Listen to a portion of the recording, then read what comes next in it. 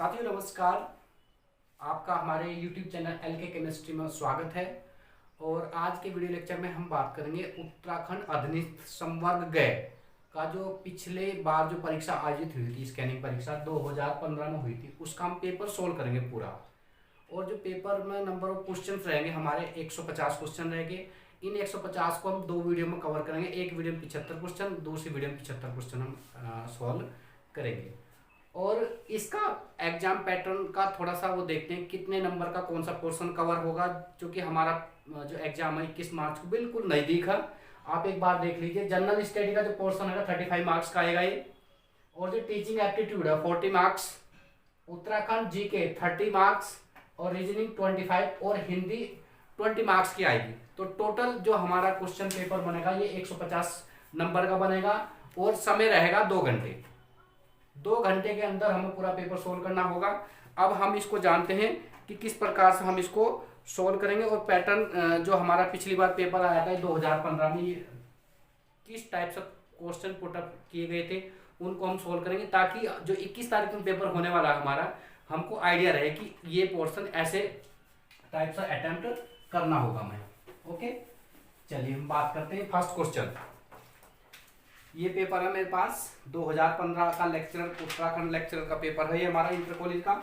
इसी पेपर को हम सोल्व करते हैं। ऑप्शंस में पढ़ देता हूँ, क्वेश्चंस मैंने बोर्ड पर पहले से लिख रखी है। पहला क्वेश्चन, वर्ष 2013 का सरस्वती सम्मान किसे दिया गया? वर्ष 2013 का सरस्वती सम्मान किसे दिया गया? ऑप्शन दिए गए तो गोविंद मिश्र, सरस्वती पात्र, SL मिथैया और लक्ष्मी नंदन बोरा। तो जो 2013 का सरस्वती सम्मान दिया गया था वो गोविंद मिश्र को दिया गया था। किसको दिया गया था? गोविंद मिश्र। गोविंद मिश्र, ये हमारा आंसर रहेगा। Question number 2।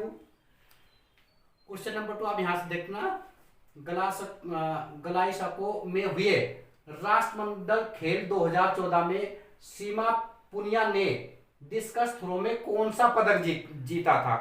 सीमा पुनिया ने डिस्कस थ्रो में कौन सा पदक जीता था? ये ध्यान रखना हमको, इसने जीता था हमारा रजत। ऑप्शन दे रखे चारों स्वर्ण, रजत, कांस्य, इनमें से कोई नहीं।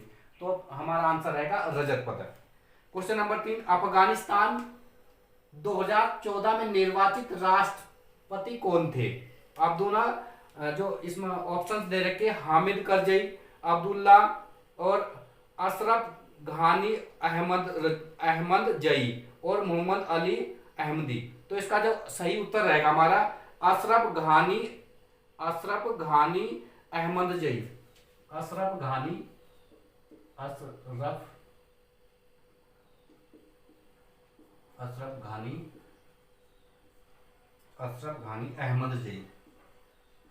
अहमद जई। ये हमारा आंसर रहेगा। क्वेश्चन नंबर 3 देखते हैं। मोदी जी की जनधन योजना के आरंभ में मात्र एक दिन में बैंकों में कितने खाते खोले गए? ध्यान रखना, क्वेश्चन दोबारा से, मोदी जी की जनधन योजना के आरंभ में मात्र एक दिन में बैंकों में कितने खाते खोले गए? तो इसका ऑप्शन दे रखा है 10 करोड़, 1.5 करोड़, 2.5 करोड़, 0.5 करोड़। तो 1.5 करोड़ खाते खोले गए थे उस टाइम ना, 1.5 करोड़। ये इसका आंसर रहेगा। क्वेश्चन नंबर 3 है, एशिया का पहला प्रक्षेपक शोध केंद्र भारत के किस राज्य में प्रारंभ किया गया? एशिया का पहला प्रक्षेपक शोध केंद्र भारत के किस राज्य में प्रारंभ किया गया? ऑप्शंस दे रखे, मध्य प्रदेश, केरल, गुजरात व महाराष्ट्र। तो इसका जो सही आंसर रहेगा वो रहेगा हमारा Gujarat. Question number 6, Asiatic society of Bengal के संस्थापक थे। एशियाटिक सोसाइटी ऑफ बंगाल के संस्थापक थे। ऑप्शन दे रखे, विलियम जोन्स, अलेक्जेंडर डफ, विसेंट स्मिथ, जेम्स हिक्की। तो उसका जो सही आंसर रहेगा वो विलियम जोन्स।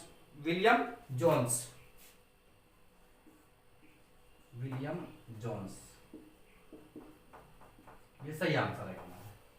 क्वेश्चन नंबर 7 दे रखे हमारा, पार्श्वनाथ का संबंध किस धर्म से? पार्श्वनाथ का संबंध किस धर्म से? ऑप्शंस दे रखे, पशुपत धर्म, बौद्ध धर्म, जैन धर्म और चारवाक धर्म। तो इसका सही आंसर रहेगा जैन धर्म। जैन धर्म, इसका संबंध किससे? जैन धर्म से। क्वेश्चन नंबर 8, यंग बंगाल आंदोलन प्रारंभ किया गया था। यंग बंगाल आंदोलन प्रारंभ किया गया था। ऑप्शंस दे रखे, सी आर दास द्वारा, हेनरी डिरोजियो द्वारा, एम एस राय द्वारा, अरविंद घोष द्वारा। तो इसका सही आंसर है हेनरी डिरोजियो द्वारा। हेनरी, आंसर लिख देते हैं, हेनरी डिरोजियो,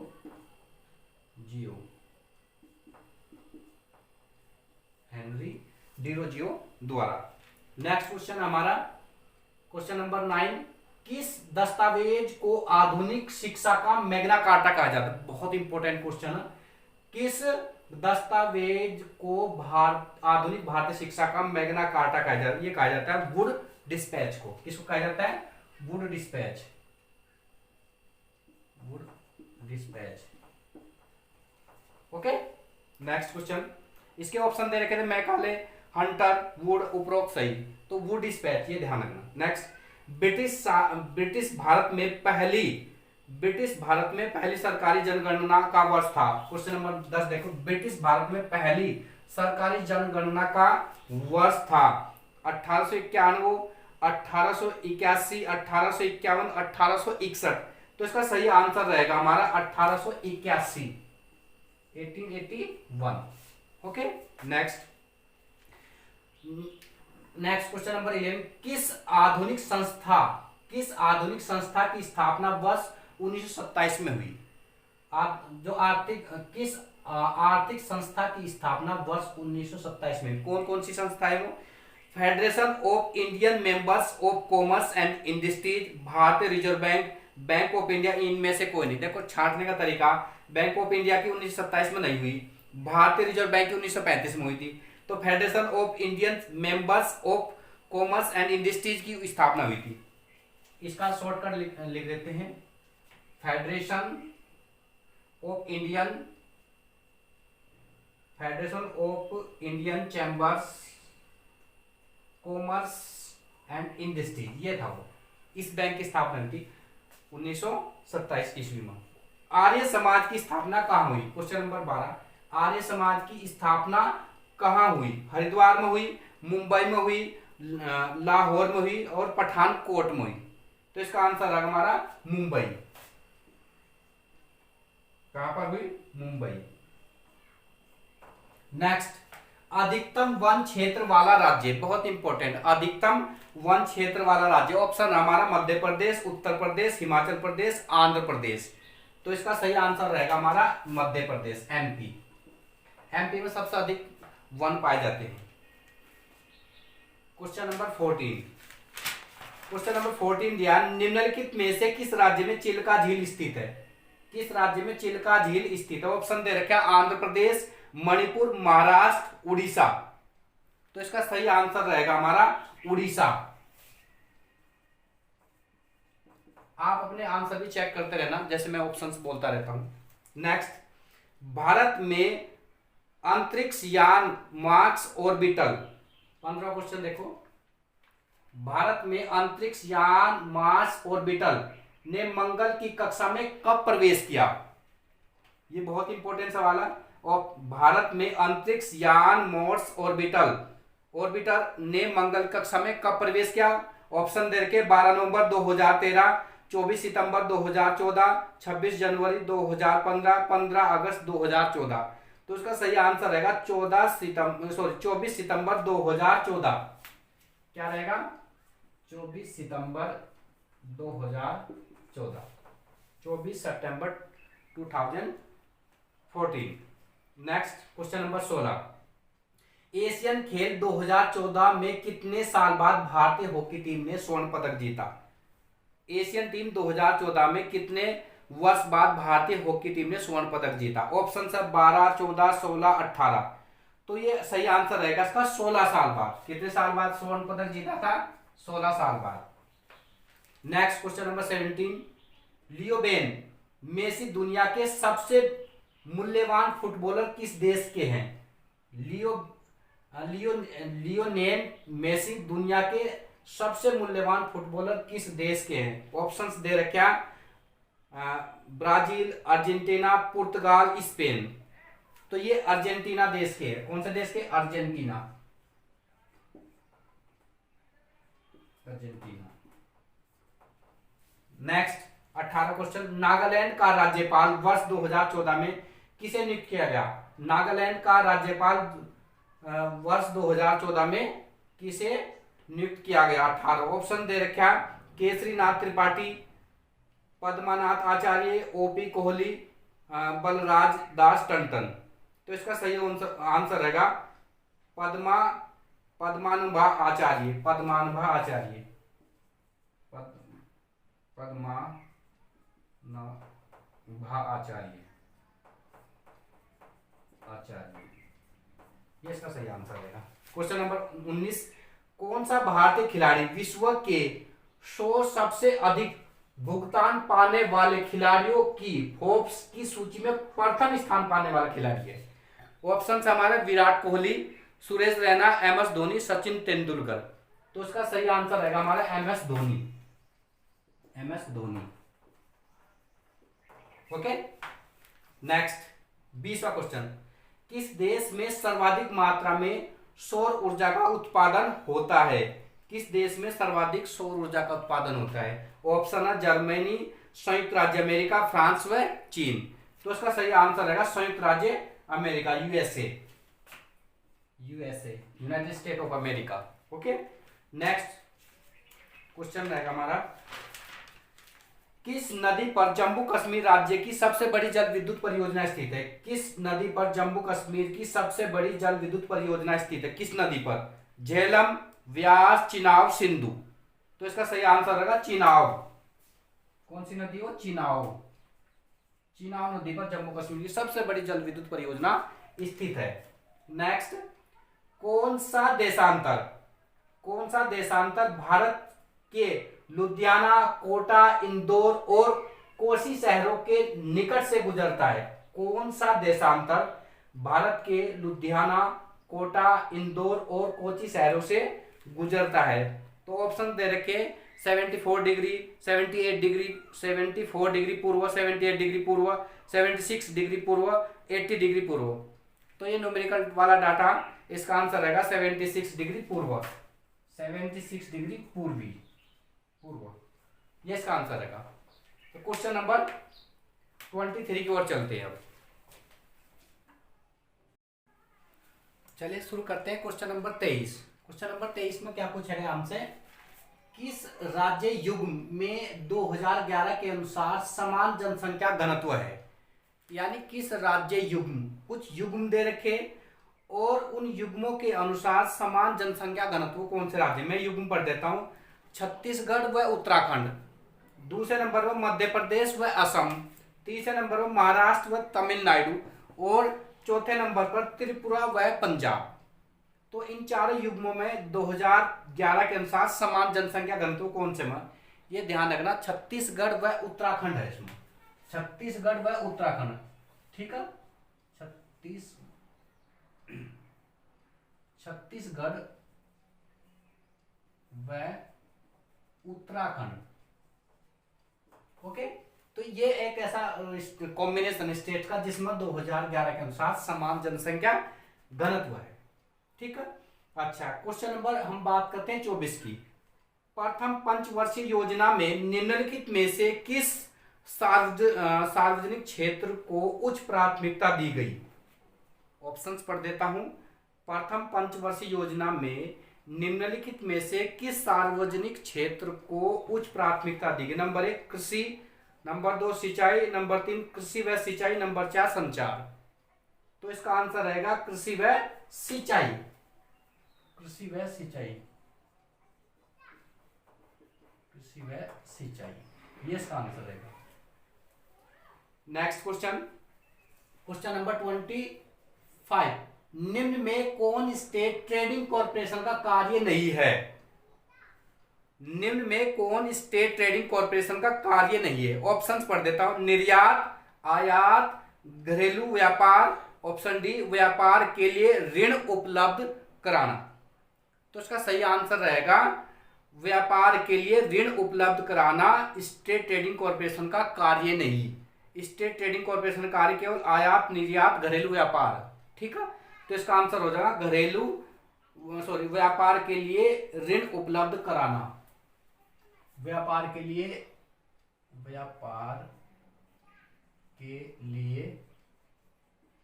ऋण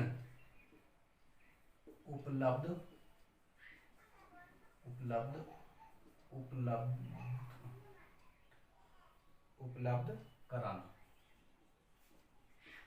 ये इसका आंसर है। नेक्स्ट क्वेश्चन होगा हमारा 14वें वित्त आयोग है। 14वें वित्त आयोग के अध्यक्ष 14वें वित्त आयोग के अध्यक्ष कौन है? तो इसमें ऑप्शन दे रखा है C Rangarajan, Y V Reddy, Raja J Chelliah और विजय किलक्कर। तो इसका सही आंसर रहेगा हमारा Y V Reddy. Y we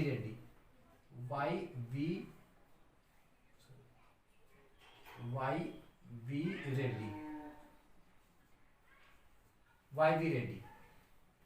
question number 27, ध्यान से पढ़ना। संविधान की कौन सी सूची राज्यसभा में राज्य की सीटों का निर्धारण करती है? संविधान की कौन सी सूची राज्यसभा में सीटों का निर्धारण करती है? ऑप्शन दे रखे द्वितीय, तृतीय, चतुर्थ व पंचम। तो इसका सही आंसर रहेगा हमारा चतुर्थ। संविधान की कौन सी सा आ जाएगा? चौथी सूची। कौन सी हो जाएगी? चौथी। संविधान की चौथी सूची राज्यसभा में राज्यों की सीटों का निर्धारण करती है। ठीक है। क्वेश्चन नंबर 28, संविधान का कौन सा प्रावधान मानव अधिकार से संबंधित नहीं है? संविधान का कौन सा प्रावधान मानव अधिकार से संबंधित नहीं है? इसमें ऑप्शंस दे रखे, सुनो। पुरुषों और स्त्रियों के समान कार्य के लिए समान वेतन। क्वेश्चन जरा ध्यान समझ लेना। क्वेश्चन हमारा ये, संविधान का कौन सा प्रावधान मानव अधिकार से संबंधित नहीं है? नहीं कहा। तो ऑप्शन में क्या? पुरुषों और स्त्रियों के समान वेतन के लिए समान वेतन, ये तो है। दूसरा, कार्य और न्याय संगत और मानवोचित दशा, ये भी है।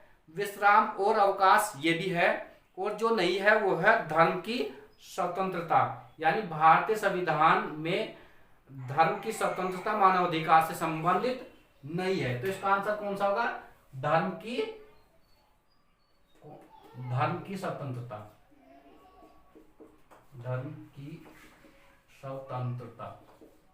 क्लियर? नेक्स्ट 29वां क्वेश्चन देखो। किस अनुच्छेद के अनुसार भारत में आर्थिक आपातकाल लागू किया जाता है? बहुत इंपॉर्टेंट है ये। आपातकाल कब लग जाता है? जैसे कोविड के पीरियड में, ये एक ये कोविड का पीरियड होता है, ये इमरजेंसी वाली सर्विस होती है। लेकिन ऐसी परिस्थिति में आर्थिक आपातकाल की बात कही जा रही थी, तो वो आर्थिक आपातकाल किस अनुच्छेद के अंतर्गत आता है? 29। ऑप्शंस दे रखे हैं 352, 356, 357 व 360। तो 360 एक ऐसा अनुच्छेद है, किसकी जगह क्या लेंगे? 360। 360 अनुच्छेद के अनुसार भारत में आर्थिक आपातकाल लागू किया जाता है। ओके, अच्छा। क्वेश्चन नंबर 30 की बात करते हैं। कोई भी व्यक्ति यदि जिला उपभोक्ता फोरम के निर्णय से असंतुष्ट हो, जिला उपभोक्ता यानी डिस्ट्रिक्ट जो कंज्यूमर कोर्ट होता है, उससे यदि असंतुष्ट हो तो वह राज्य को जाएगा। तो वह राज्य उपभोक्ता विवाद प्रतितोष आयोग में अपील कर सकता है। कितने दिन के अंदर अपील करता है? उसमें 30 दिन ऑप्शन दे रखे, 90 दिन ऑप्शन दे रखे, 180 दिन, 1 वर्ष। तो उसकी अपील कर सकता है 30 दिन के भीतर। इसका आंसर होगा 30 दिन। 30 दिन के अंदर अगर डिस्ट्रिक्ट से संतुष्ट नहीं है तो हम राज्य कंज्यूमर कोर्ट में अपील कर सकते हैं। Next 31वां question. भारत में प्रशासकीय न्यायाधिकारों की अवस्थापना की जाती है। ध्यान सुनो, भारत में प्रशासकीय न्यायाधिकारों की अवस्थापना की जाती है? तो ये क्वेश्चन होगा हमारा संसद द्वारा ऑप्शंस, राष्ट्रपति द्वारा, सर्वोच्च न्यायालय द्वारा और प्रधानमंत्री द्वारा। तो इसका सही आंसर रहेगा संसद द्वारा। किसके द्वारा? संसद द्वारा, यह आंसर है संसद द्वारा। ठीक है। नेक्स्ट क्वेश्चन हमारा 32। संयुक्त राष्ट्र महासभा के द्वारा मानव अधिकारों की सार्वभौमिक घोषणा किस तिथि को स्वीकार की गई? संयुक्त राष्ट्र महासभा के द्वारा मानव अधिकारों की सार्वभौमिक घोषणा किस वर्ष स्वीकार की गई? ये क्वेश्चन नंबर हमारा 32। एक सेकेंड, ये 32। हाँ 32 क्वेश्चन ये होगा। संयुक्त राष्ट्र महासभा द्वारा मानवाधिकार की सार्वभौमिक घोषणा किस तिथि को की गई? इसके ऑप्शन पढ़ देता हूं मैं। 15 अगस्त 1947, 16 नवंबर 1948, 10 दिसंबर 1948 और 26 जनवरी 1950। अब देखो इसमें ऑप्शन एलिमिनेशन मेथड से चलता है। 15 अगस्त 1947 नहीं और 26 जनवरी 1950 नहीं, इस समय नहीं रहता। ये हमारे स्वतंत्रता और गणतंत्र दिवस की डेट है। अब डेट दो रह जाती है, 16 नवंबर 1948 और 10 दिसंबर 1948। इसका सही आंसर होगा 10 दिसंबर 1948। कौन सी होगी? 10 दिसंबर 1948। 10 दिसंबर 1948 ये आंसर है। क्लियर? अब क्वेश्चन नंबर इस पर चलते हैं 33 पर। क्वेश्चन नंबर 33 क्या कहता है? उपभोक्ता संरक्षण अधिनियम 1986 की स्थिति को लागू हुआ। उपभोक्ता संरक्षण अधिनियम 1986 की स्थिति को लागू। तिथि दे रखी 24 दिसंबर 1986, 15 अप्रैल 1987, 9 अप्रैल 1987, 15 अगस्त 1987। तो इसका सही आंसर रहेगा 15 अप्रैल 1987। क्या रहेगा? 15 अप्रैल 1987। ओके। नेक्स्ट क्वेश्चन 34वां क्वेश्चन है, उपभोक्ता संरक्षण अधिनियम 1986 में कौन सा अधिकार 2002 में जोड़ा गया? यानी उपभोक्ता कंज्यूमर प्रोटेक्शन एक्ट 1986 में 2002 में एक अधिकार अतिरिक्त और जोड़ा गया था। तो अधिकार कौन सा था उसके बारे में सुन लीजिए। ऑप्शंस दे रखे, उपभोक्ता शिक्षा का अधिकार, अनुचित व्यापार के विरुद्ध समाधान का अधिकार, नकली वस्तुओं से सुरक्षा और उचित स्तर पर सुनवाई का अधिकार। तो कौन सा अधिकार जोड़ा गया था? ऑप्शन सी सही है, नकली वस्तुओं से सुरक्षा। नकली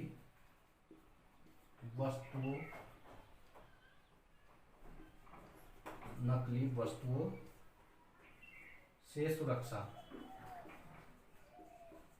ये ऐड किया गया था 2002 में। ठीक है। नेक्स्ट, पीने के पानी में आर्सेनिक विष के क्या कारण है? पीने के पानी में आर्सेनिक विष के क्या कारण है हमारे? तो पीने के पानी में आर्सेनिक विष के कारण ऑप्शंस दे रखिए,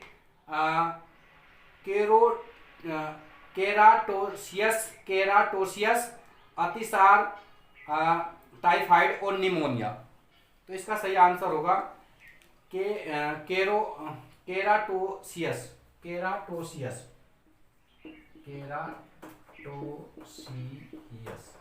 ये सही आंसर है इसका। नेक्स्ट, CO2 किस काम में प्रयुक्त होती है? ऑप्शन दे रखे, साबुन बनाने में, निसंक्रामक बनाने में, शीतल पेय बनाने में, उपरोक्त में कोई नहीं। तो सही ऑप्शन होगा शीतल पेय बनाने में। जो कोल्ड ड्रिंक्स बनाए जाते हैं उसमें CO2 यूज की जाती है, वही है कोल्ड ड्रिंक्स में। ठीक है। नेक्स्ट, प्रोफेसर MS स्वामीनाथन ने गेहूं की एक उत्परिवर्तित किस्म बनाई। कौन सी किस्म थी? प्रोफेसर MS स्वामीनाथन ने गेहूं की एक उत्परिवर्तित किस्म बनाई। कौन सी भाई? पूसा, ऑप्शन है पूसा लर्मा, पूसा 96, साबरमती सोनारा और पूसा पर्वती। तो इसका आंसर होगा सरबती सोनारा। सोनार, ये किस्म इसने विकसित की थी। नेक्स्ट, सूर्य के अंदर ऊर्जा उत्पादन का कारण होता है, इसमें बहुत कंफ्यूजन होते हैं। सूर्य के अंदर ऊर्जा उत्पादन, सूर्य के अंदर ऊर्जा उत्पादन, इसके ऑप्शन दे रखे नाभिकीय संलयन, नाभिकीय विखंडन, रासायनिक प्रतिक्रिया, कणों का संघट। तो ध्यान रखना वो नाभिकीय संलयन होती है। नाभिकीय संलयन में क्या होते हैं, हाइड्रोजन के आइसोटोप संयुक्त होकर एक भारी नाभिक बनाते और अति ऊर्जा उत्पन्न करते हैं। तो वो कौन सी क्रिया होती है पर नाभिकीय संलयन। संलयन में क्या होता है, हल्के नाभिक जुड़ते हैं और विखंडन में बड़े नाभिक टूटते हैं। निम्नलिखित में से किस खिलाड़ी ने विंबलडन 2014 में एकल मैच जीता था? किस खिलाड़ी ने विंबलडन 2014 में एकल मैच जीता था? ऑप्शन: रोजर फेडरर, एंडी मरी, नोवाक जोकोविच एंड राफेल नडाल। तो इसका आंसर है नोवाक जोकोविच।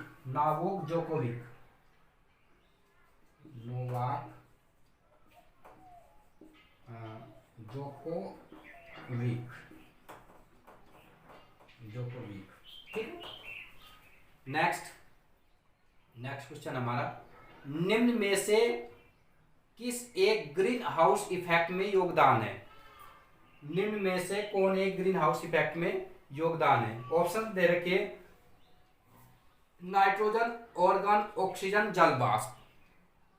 तो इसका जो सही आंसर रहेगा वो आंसर रहेगा इसका ऑक्सीजन ग्रीन हाउस प्रभाव में योगदान देती है। ओके। नेक्स्ट, रेडान 222 जो फेफड़ों में कैंसर में होने वाले मृत्यु के लिए उत्तरदायी होता है का स्रोत है? यानी रेडान 222 कहां से उत्पन्न होता है? जो फेफड़ों के लिए उत्तरदायी होता है, जिससे मृत्यु तक हो जाती है, उसका स्रोत दिया गया पोलोनियम 218, यूरेनियम 238, रेडियम 226 और प्लूटोनियम 238। तो इसका सही आंसर रहेगा यूरेनियम 238। ये है इसका स्रोत। ओके।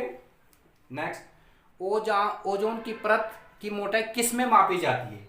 ओजोन की परत की मोटाई किस में मापी जाती है? ऑप्शन दे रखे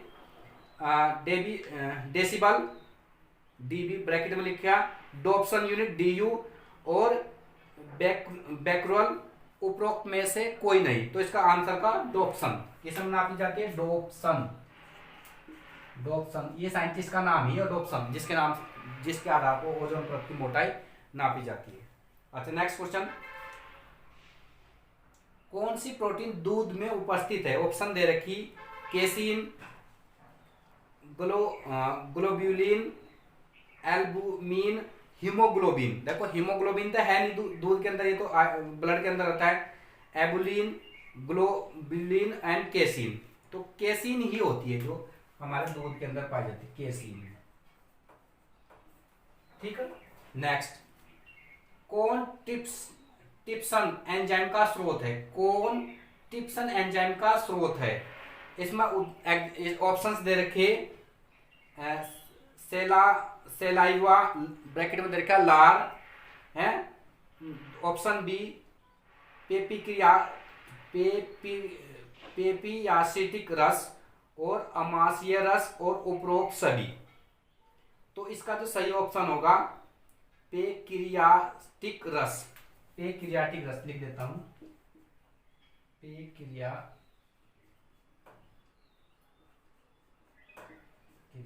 रस, ये है इसका आंसर। नेक्स्ट, भारत में हरित क्रांति के जन्मदाता किसको कहे जाते हैं? स्वामी एस नाथन। ध्यान रखना, स्वामी एस नाथन। और श्वेत क्रांति का जन्मदाता बोलते हैं डॉक्टर वर्गीस कुरियन को। ठीक है, स्वामी एस नाथन लिख देते हैं, MS Nathan, doctor MS Nathan. ठीक है। नेक्स्ट, भारत की राष्ट्रीय आय में किस क्षेत्र का सर्वोच्चतम योगदान है? भारत की राष्ट्रीय आय में किस क्षेत्र का सर्वोच्चतम योगदान है? प्राथमिक क्षेत्र का, द्वितीय क्षेत्र का, तृतीय क्षेत्र का, उपरोक्त में से कोई नहीं। तो इसमें आता है तृतीय क्षेत्र।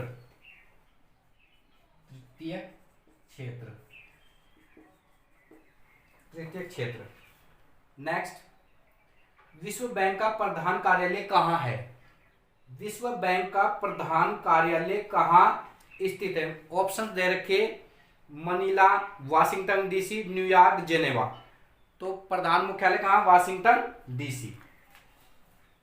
DC, Washington DC. ठीक है।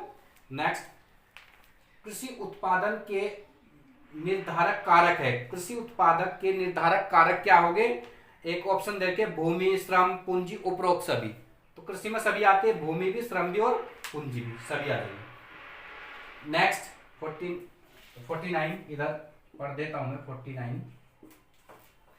49 में दिया, भारत में जन्मे वैज्ञानिक डॉक्टर संजय राजाराम, जिन्हें वर्ष 2014 का विश्व खाद्य पुरस्कार मिला, किस देश के नागरिक है? ऑप्शन दे रखे, ऑस्ट्रेलिया, यूनाइटेड किंगडम, भारत और मिलेस्को। तो इसका सही आंसर रहेगा हमारा भारत। भारत की में जन्मे थे ये। ठीक है। एक क्वेश्चन और, लास्ट क्वेश्चन, 50 क्वेश्चन हमारे कंप्लीट हो जाएंगे। 50 क्वेश्चन दे रखा है, बौद्धिक संपदा अधिकार के अंतर्गत मस्तिष्क प्रजाति उत्पाद बौद्धिक कार्य का स्वामित्व निहित है और दो समूह अधिकृत स्वामित्व एवं औद्योगिक संपत्ति खंडों में विभक्त किया जा सकता है। प्रतिलियकार अधिकार के अंतर्गत क्या सम्मिलित नहीं है? ऑप्शन दे रखे, कलात्मक एवं साहित्यिक कृतियां, सूचना संग्रहण, कंप्यूटर सॉफ्टवेयर और ट्रेडमार्क। तो इसका आंसर रहेगा ट्रेडमार्क। तो ये हमारे कुछ 50 क्वेश्चन थे जो जनरल स्टडीज से रिलेटेड थे। उम्मीद करता हूँ इन क्वेश्चंस के आधार को आपको कुछ आइडिया मिला होगा कि खेल से इतने सवाल आएंगे, इकोनॉमिक्स से इतने सवाल आएंगे, ज्योग्राफी से इतने सवाल आएंगे, भारतीय संविधान से इतने सवाल आएंगे, ताकि इनके आधार से आप आने वाली जो 21 मार्च को परीक्षा उसमें आपको हेल्प मिल सके। यदि वीडियो आपको अच्छी लगी तो प्लीज़ वीडियो को लाइक शेयर करना, और यदि चैनल पर पहली बार विजिट कर रहे हैं तो हमारे चैनल को प्लीज़ सब्सक्राइब करना। Okay, thank you.